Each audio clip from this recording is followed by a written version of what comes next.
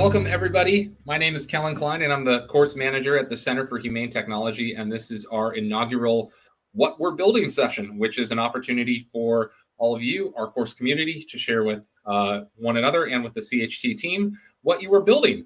And so, yes, I'm really excited to have 6 initial presenters here today that are going to be sharing with you what they are building. These are folks who have applied from our course community, people enrolled in the Foundations of Humane Technology course.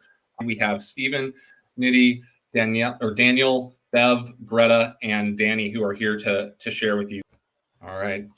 Nidhi, welcome back. Calling in all the way from India today. Nidhi is the co-founder of the Citizen Digital Foundation, a nonprofit that she's going to be presenting, and I'm really excited to hear more about it. Nidhi, thanks so much for joining us. The floor is yours.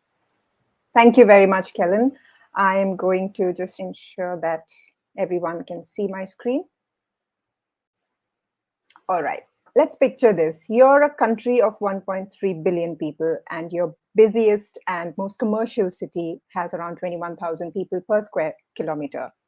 The fight for upward social mobility is as cutthroat as fight for survival. The rich, as everywhere else, insulate themselves and build higher walls. There are not enough opportunities for everyone.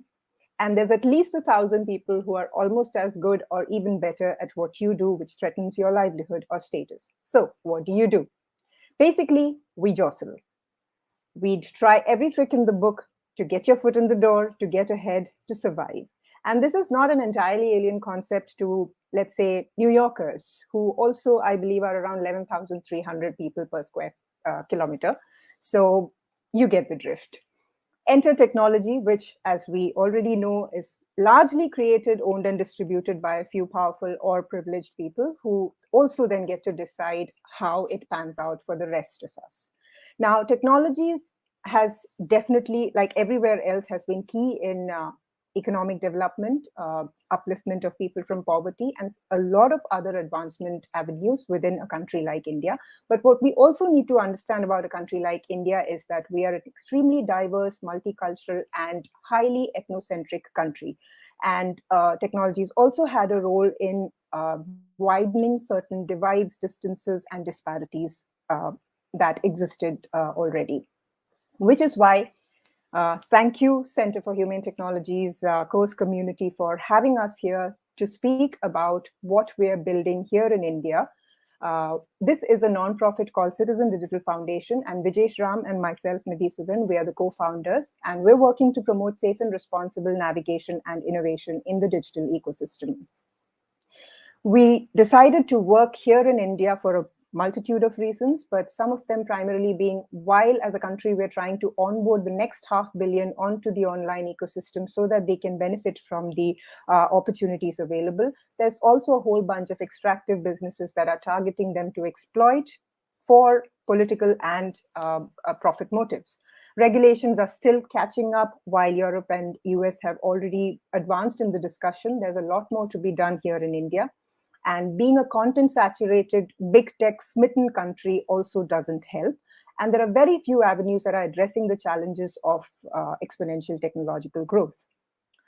So at Citizen Digital, we're trying to bring citizens, businesses, and governments together. We take awareness sessions across all sections of the society. We're trying to mainstream the narrative of responsible innovation with businesses instead of just having social innovation which addresses certain surface-level issues. And we're trying to speak to policymakers and bureaucracy and media and within the government to try and advise them for informed action. So far, our work has been extremely customized for the audiences that we've spoken with. We've taken a session on responsible use of social media in governance for the Kerala cabinet ministers themselves. We've also trained central civil servants and state civil servants and the information and PR department staff on communications in the post-truth scenario. Our audiences also include innovators, parents, entrepreneurs, sports trainees, and students. For now, we are focusing on the custom sessions given our limited reach. We are doing as many of them as possible and also working on a community outreach program. In the medium term, we look at building an e-learning platform to make sure that our media literacy products and programs reach more people across India. And eventually, we want to be able to encourage and facilitate responsible innovation ecosystem for tech startups, privacy first products, and such.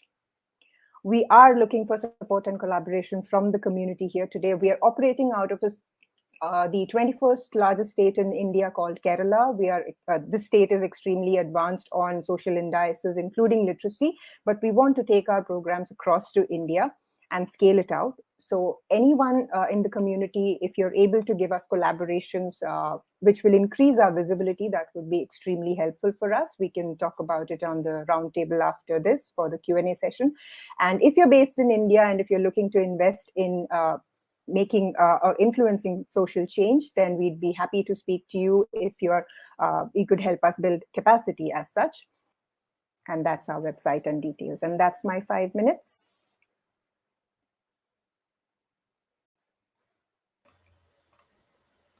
Wow, once again, so punctual and so inspiring. Nidhi, thank you so much for your presentation. I also love the QR code idea at the end. That's very clever. I didn't yet have an opportunity to put your email in the chat. So if you're able to do that after your presentation, that'd be great. I'm sure some folks would love to get in touch.